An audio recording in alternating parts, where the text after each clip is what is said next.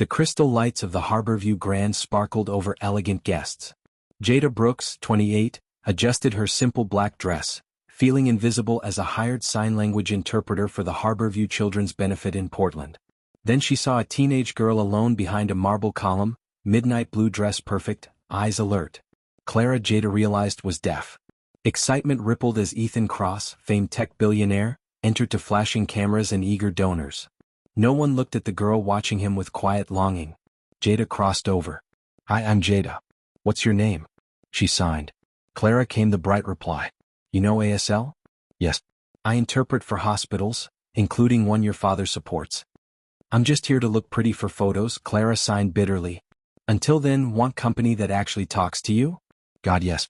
People either shout or talk to everyone else." As they spoke, Clara's shoulders eased. "I'm a senior at Hawthorne Academy. It's mainstream but has a deaf program. Few friends, the hearing kids think I'm stuck up, the deaf kids think I'm privileged." "That sounds lonely," Jada said. "It is. At least I have my art." Across the ballroom, Ethan charmed donors, never glancing her way. "He's always busy. Since Mom died, work is all he has. I became the problem to fix. He never learned sign language. At home he talks to interpreters, about me while I sit there." "I'm sorry," Jada signed. Just then Ethan strode over with a photographer and aide. "Clara, photos," he said, not acknowledging Jada. As she followed, Clara signed quickly. "See what I mean?" Later, as the gala ended, Jada saw her slip to the garden terrace and followed. "Escaping?" Jada signed. "Just breathing," Clara replied, until Ethan stepped outside, surprise flickering. "Clara, it's time to go," he said, never signing. "Mr. Cross," Jada said aloud and in sign, "I'm Jada Brooks, an interpreter. Your daughter is remarkable." "Do you work for the event?" he asked. "Yes, but right now I'm someone who thinks you should know what you're missing by not signing with her." A flicker of shame crossed his face, then hardened. "Miss Brooks, my relationship with my daughter is private." "With respect," Jada said, "communication isn't private. Your daughter stood alone while everyone praised your generosity. Don't you see the irony?" Pain crossed his face, then vanished. "You've overstepped. Clara, we're leaving." Clara hesitated, signing quickly, "I'm sorry." He gets defensive. "It's been like this since the accident." "Accident?" Jada asked, but Clara was already signing, "Find me at Hawthorne Academy," before following her father inside. The next morning Jada woke to a tense voicemail. "Call me back. There's been a complaint." Her stomach dropped. Freelance work was already shaky since budget cuts ended her steady school job. When Jada called back, her coordinator said, "Ethan Cross's office requested you personally, today at his estate. Don't mess this up." Hours later she drove through iron gates to the Cross estate in Portland's West Hills. The glass and stone mansion gleamed under a pale autumn sky. A housekeeper led her past gallery bright halls, pausing at a striking cobalt and gold painting. "Clara's work," the housekeeper said.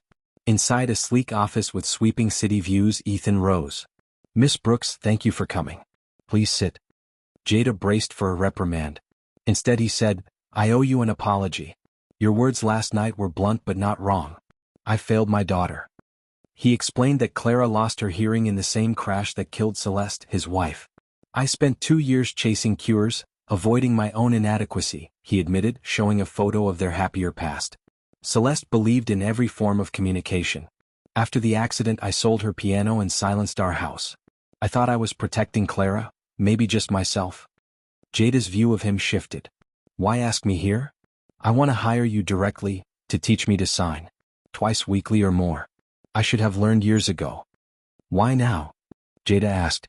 "I saw my daughter truly alive last night," he said, handing her Clara's note. "Dad, someone finally saw me. If you want to honor Mom's memory, remember what she always said, true healing begins with being heard." Jada refolded the note, throat tight. "I've donated to deaf programs," Ethan said softly, "but never made the one investment that mattered, learning to speak with my own daughter." "It's not too late," Jada said. "She leaves for college next year, Harvard already accepted her. But signing is only half the work. Rebuilding trust will take more." "I understand," Ethan replied. "Someone else wants to see you." Clara entered, brightening at Jada. "You came. Your father invited me," Jada signed. "What? Am I in trouble?" "Neither of us is," Jada assured her. "He's hired me to teach him sign language." Clara stared stunned. "You're joking." "I'm not." He seems serious. He never sticks with anything about my deafness, she signed sharply. Maybe this time is different, because he's not trying to fix you. He's trying to fix himself, Jada said. 3 weeks later, Jada watched Ethan labor through finger spelling. M-E-A-T-E. Good, she said, but there's a faster sign for a meeting. This is impossible, Ethan muttered. You learned Mandarin for business, Jada reminded him. That was easier, he admitted, catching himself. Or maybe more important, she said gently. Ashamed, he nodded. Let's practice something you'll want to tell Clara, Jada suggested. How about I'm proud of you? Ethan hesitated. Does she think I'm not proud? When was the last time you said it? Jada asked. Silence answered. She demonstrated the sign. Ethan copied it, steadier than he realized. Perfect, Jada encouraged. Now try I love you. Ethan cross-shaped the I love you sign, then turned to the window. I haven't said those words to Clara since Celeste died, he admitted. Why not? Because every time I look at her, I see Celeste, what I lost, what I failed to protect. The accident, Jada said quietly. He nodded. Black ice. A truck jackknifed it. I swerved, we hit the guardrail. Celeste died instantly. Clara's hearing nerves were damaged. She woke to silence. That wasn't your fault, Jada said. Tell that to a 7-year-old who screamed through nights she couldn't hear. Only drawing calmed her. Now she's an artist, Harvard's visual arts program accepted her. Celeste would have been proud. That afternoon Jada met Clara at a cafe near Hawthorne Academy. How's my father doing? Clara signed. Better than you'd guess, Jada answered. He treats it like a business deal. Master it, move on. If it helps him talk to you, is that so bad? I'll believe it when I see it, she signed, though hope flickered. He told me about the accident, Jada added. Clara froze. He never talks about it. I think he carries heavy guilt. He should, not for the crash but for what came after. Her sign sharpened. He sent me to boarding schools, visited only with interpreters. By the time I moved home at 15 he felt like a stranger. Jada's chest tightened. Why did you leave your school job? Budget cuts, Jada signed. Truthfully, I got too close to the kids, driving them home, pushing for resources. I'm not great at emotional distance. Is that why you confronted my father? Probably, Jada admitted. Exactly what I needed, Clara replied. Even if nothing changes, you saw me. They shifted to Clara's art and senior showcase. Come next Friday, she urged. It's at the school gallery. I'd love to, Jada said. Dad's invited. He drops in to shake hands, but he doesn't really see my art. He thinks Harvard's business school is safer than visual arts. Maybe show him. Your art might speak louder than words. The next Friday Jada arrived early. Clara guided her to a striking display. The centerpiece, After Silence, showed chaotic reds and blacks transforming into calm blues and golds, hidden words and signing hands bridging the halves. The chaos is what I remember hearing before the accident. Mom's voice, music, laughter. The order is the language I had to learn, Clara explained. A hush fell. Ethan entered, sharp in a tailored suit. The headmaster tried to lead him elsewhere, but Ethan went straight to Clara's wall. Your father is coming, Jada signed. Ethan's eyes widened at After Silence. Slowly, in front of all, he signed, These are beautiful. I'm proud of you. Clara froze, then signed back, Thank you. Simple signs, but in that moment, Jada saw years of silence begin to lift. The showcase continued, and soon Clara was pulled away. Ethan remained, studying the paintings. You didn't tell me she was this gifted, he said as Jada approached. I did, Jada replied softly. You just weren't ready to hear it. These aren't good for a high schooler, he murmured. They're extraordinary, especially After Silence. She's been speaking through her art for years, Jada said softly. It's the voice she felt you couldn't hear. I've been a fool, haven't I? Ethan Cross murmured, eyes fixed on the painting. Before she could answer, the lights dimmed. The headmaster welcomed everyone, thanked Mr. Cross, then announced, This year's recipient of the Celeste Cross Memorial Scholarship for Excellence in Visual Arts, a full year at the Paris Institute of Fine Arts, is Clara Cross. Applause erupted. Clara froze, shock and anger in her face. Instead of walking to the podium, she hurried out. Ethan addressed the murmuring crowd. My daughter is understandably overwhelmed, then followed. Jada found them in a quiet classroom. Clara's hands flew in furious signs Ethan couldn't follow. How could you? Using Mom's name, deciding my future without telling me. I can't keep up, Ethan said helplessly. She's upset you created a scholarship in her mother's name without discussing it, Jada translated. and that you're making choices for her. I thought she'd be pleased, Ethan said. It's prestigious. I don't want to go to Paris, Clara signed fiercely. I'm going to Harvard. You've done this my whole life, deciding without asking me. I'm your father. It's my job. To control me? To ship me off? Boarding schools, now Paris. Ethan flinched. Those schools were to give you the best education possible for your situation. My situation? My deafness? Or that you couldn't bear to look at me after Mom died? That's not true, Ethan said, hollow. Isn't it? You sent me away for 9 years.